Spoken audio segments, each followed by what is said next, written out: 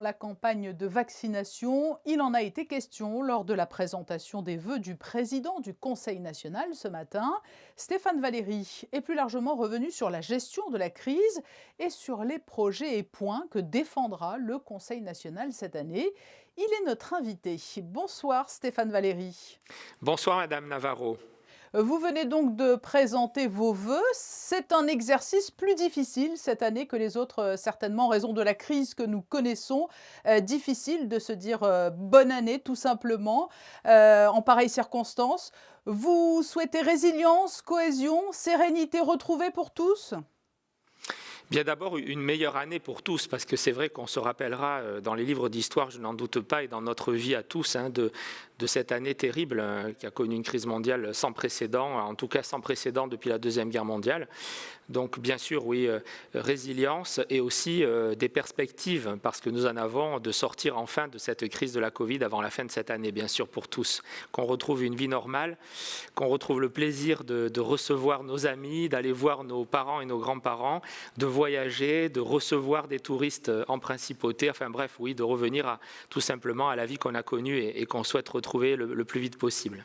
Les traditionnels vœux marquent toujours l'occasion de dessiner des projets à venir, de marquer des ambitions. Le premier des grands dossiers qui va demander encore et toujours plus l'union nationale et la mobilisation de tous, c'est la lutte contre la Covid. Nous sommes entrés dans la phase vaccinale. À titre personnel, allez-vous vous faire vacciner? Je le ferai dès que mon tour viendra et si, je crois, après un certain délai, mais là, j'en parlerai le moment venu car je n'ai pas 65 ans, donc je suis encore un quinquagénaire, donc je ne serai pas non plus dans la deuxième vague prioritaire des personnes à vacciner. Si je parlais d'un espoir de sortir enfin de cette crise terrible que nous traversons, sanitaire, sociale et économique, c'est par la vaccination. Donc je crois qu'il faut, à chaque fois qu'on le peut, rappeler que c'est le seul moyen pour d'abord de nous protéger, nous, chacun de nous de manière individuelle, mais aussi c'est un geste de solidarité collective car on n'en sortira de cette Covid que si nous avons l'immunité collective et nous savons que pour ça il faut vacciner massivement, probablement jusqu'aux 2 tiers de la population. Il y a eu des polémiques dans d'autres pays sur cette vaccination. Alors à notre échelle, c'est peut-être plus simple, mais pour l'heure, vous estimez que l'on avance assez vite? Moi j'appelle évidemment le gouvernement à accélérer le programme de vaccination. Il faut, c'est ce que je demande, que chaque monégasque et résident d'abord, puis chaque salarié ensuite qui le souhaite, puisse se faire vacciner dans un délai le plus court possible et le plus rapide possible. Je dis salarié aussi, parce que nous devons d'abord avoir bien Ça sûr fait beaucoup une plus politique de de... monde, hein? Je vais y arriver. Donc, on connaît les chiffres. Donc, c'est une politique de solidarité qui me semble indispensable parce qu'il contribue bien sûr à la croissance et à la prospérité de Monaco, mais c'est aussi le bon sens de l'efficacité. Car si vous vaccinez les 37 000 habitants, mais pas les quelques 50 000 actifs qui viennent tous les jours travailler chez nous, vous aurez donc une majorité de gens sur le territoire qui ne seront pas vaccinés. Donc, ça me semble une évidence et nous sommes d'ailleurs d'accord avec le gouvernement sur ce point. Donc, ça fait, si vous enlevez les salariés résidents et les fonctionnaires résidents, ça fait à peu près 80 000 personnes en tout. Mais on sait très bien qu'une partie de cette population, malgré les efforts pédagogiques et la communication qu'on doit faire, ne voudra pas se faire vacciner. Donc si on atteint les 2 tiers, ce qui serait déjà un bel objectif, ça fait un peu plus de 60 000 personnes. Écoutez, ça reste des chiffres très limités et très raisonnables. Ça fait 120 000 doses. Donc ce que nous avons demandé vendredi au gouvernement lors de la dernière réunion du comité mixte, c'est de tout faire pour accélérer les livraisons de vaccins et donc pour accélérer la mise en place d'une vaccination de masse pour tous ceux qui le souhaitent à Monaco. Nous l'avons vu, les indicateurs ne sont plus au vert. La situation se complique aussi à Monaco. Quelles sont les préconisations du Conseil national? Vous comprenez la mise en œuvre d'un couvre-feu à 19 heures et la fermeture des restaurants le soir? Oui, oui, nous avons contribué à ces décisions par la réflexion commune dans le comité mixte. Pour autant, comme je vous le disais, l'unité des institutions, ce n'est pas l'uniformité de la communication. Chacun son rôle, chacun son indépendance. Nous sommes là souvent, oui, pour dire ce qui va, mais pour dire aussi ce qui devrait aller encore mieux.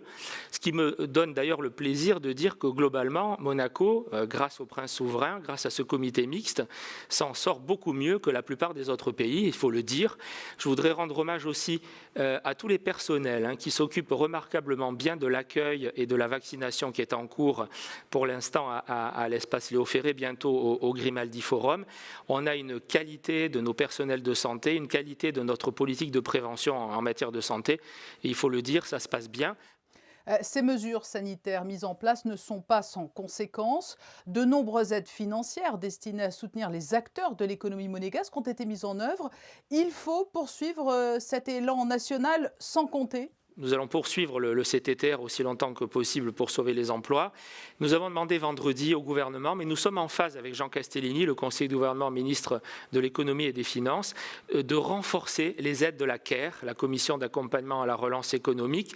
Cette commission, elle doit aider davantage d'entités parce que la crise se poursuit et autant certains secteurs s'en sortent bien, autant d'autres secteurs sont profondément et toujours très impacté par la crise de la Covid.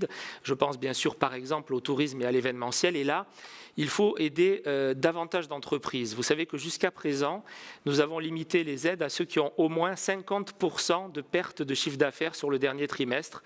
Je crois que vu la durée de la crise, il faut descendre. Est-ce que c'est 40%, est-ce que c'est 30%? Mais il faut aider davantage d'entités en difficulté. Et ensuite, celles qu'on aide, il faut les aider davantage. Cette crise ne doit pas faire oublier les autres dossiers. Le logement restera votre autre grande priorité pour 2021? Bien sûr, je dirais que le logement des Monégasques, d'abord, c'est la priorité de notre mandat. Donc jusqu'au terme de ce mandat, jusqu'au dernier jour en février 2023 de ce mandat, les conseillers nationaux, les conseillères nationales veilleront à ce que le plan logement décidé par le Prince, qui était souhaité par les Monégasques et par le Conseil national depuis l'élection de février 2018, soit mis en place par le gouvernement dans les délais respectés de livraison des immeubles domaniaux. 600 appartements sont en cours de construction sur les 2 tours de Testimoniaux, sur le Palais Honoria, au croisement du boulevard du Jardin Exotique et du boulevard de Belgique, sur le Grand Ida, dans le quartier de la Condamine de la rue Platy. Donc il faut maintenant bien sûr assurer les livraisons dans les délais pour qu'en 2023, toutes les familles monégasques dont la situation le justifie soient bien logées.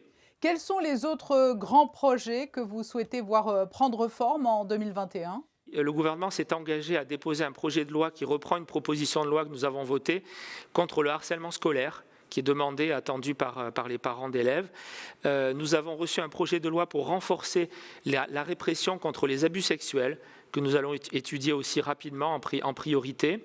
Il y a aussi, nous attendons donc au mois de juin le retour de notre proposition de loi qui est relative à la transmission de la nationalité par mariage. Et vous le savez, donc nous avons choisi de passer de 10 ans à 20 ans le délai donc, pour la transmission de la nationalité. Et puis, alors un texte très important, qui est la priorité qui arrive là, dès la fin du mois de janvier, début février.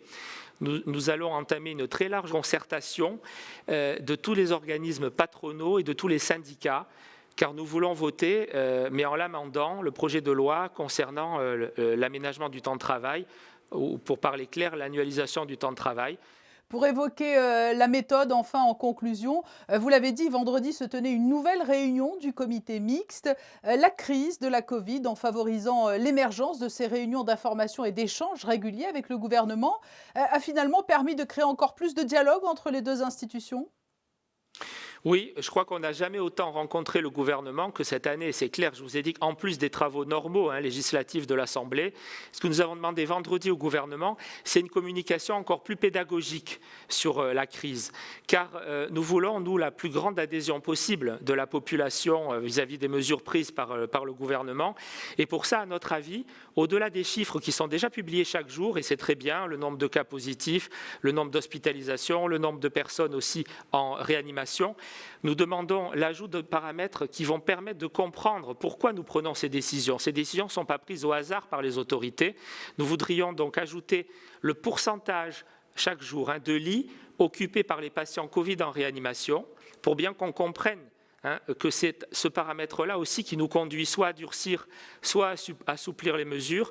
Nous demandons la publication, vous savez, de ce fameux taux R, c'est-à-dire la reproduction. Si c'est au-dessus de 1, le virus se répand plus. Si c'est au-dessous de 1, le virus diminue dans sa propagation. Stéphane Valéry, merci d'avoir répondu à ces questions alors que se tenait aujourd'hui la cérémonie de présentation des vœux du Conseil national à la presse. Merci. Merci à vous, Madame Navarro. Merci.